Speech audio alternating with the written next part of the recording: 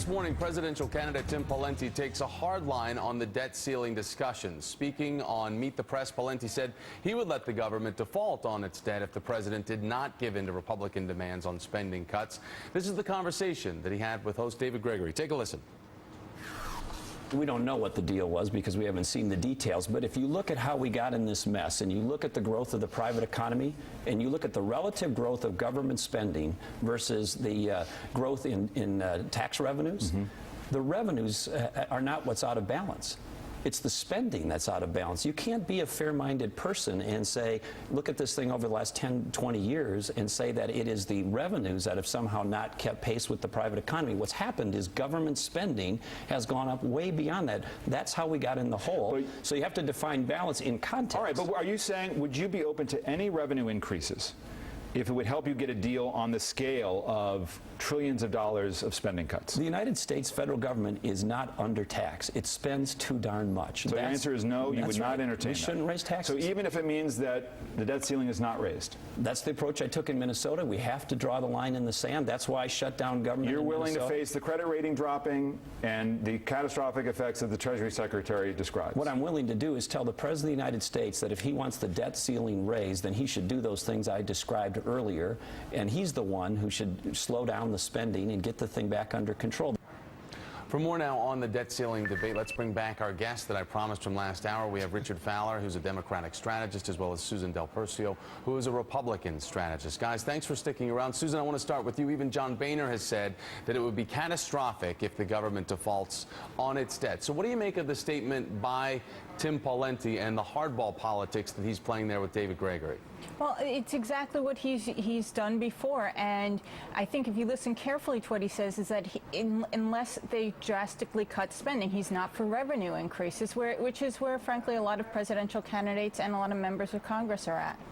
Richard, the plan that Republicans rejected yesterday was the one that Obama was really pushing for, and in it, it would include $4 trillion in cuts. Who comes out ahead here, especially with the clock ticking ever more loudly as we approach August the 2nd?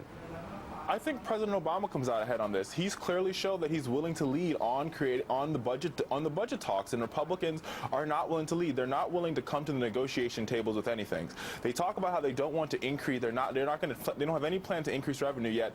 We've had the lowest taxes now than we've had since Bill Clinton. I mean, the simple fact is that we need to roll back the tax cuts for millionaires and billionaires, so that folks in the heartland of America can have a chance to become millionaires and billionaires, like places like Choctaw County, Alabama.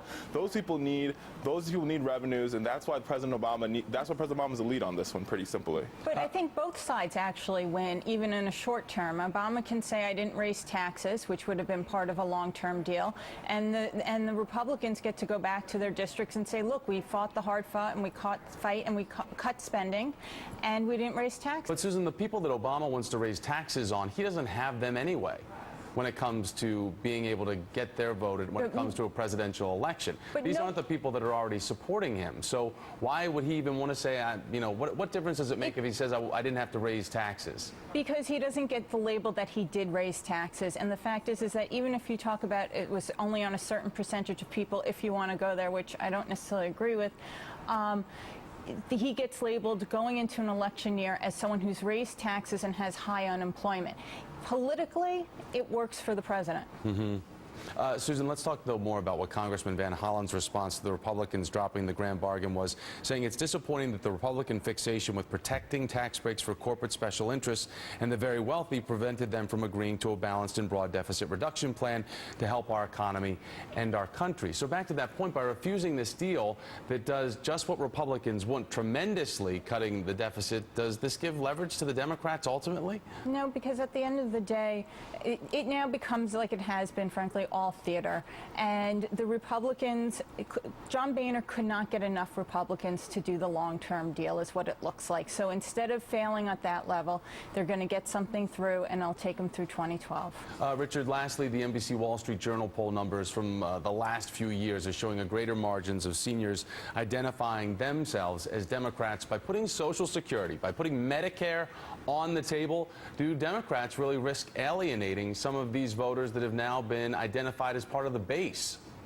Not at all, Thomas. Look, it's pretty simple. The theater is only happening on the right. The president is showing true leadership on this issue. He said to the members of Congress, he said to Speaker Boehner, we need a deal. We need it before August 2nd. I'm willing to put Medicare on the table. I'm willing to put Social Security on the table. All I'm asking you to do is to get rid of the loopholes for millionaires and billionaires and big oil companies, and yet the Republicans still refuse to budge on this. This just shows the contrast between the two parties. One party cares about middle class and working Americans, and the other party cares about people who own corporate jets and oil companies. And there's the political theater right there. I was going to say, I think Oscars could be handed out on both sides of the aisle on this one. But Susan, Richard, thanks for coming on. Thanks for sticking around. I appreciate your insight and your time this morning. So thanks to both of you.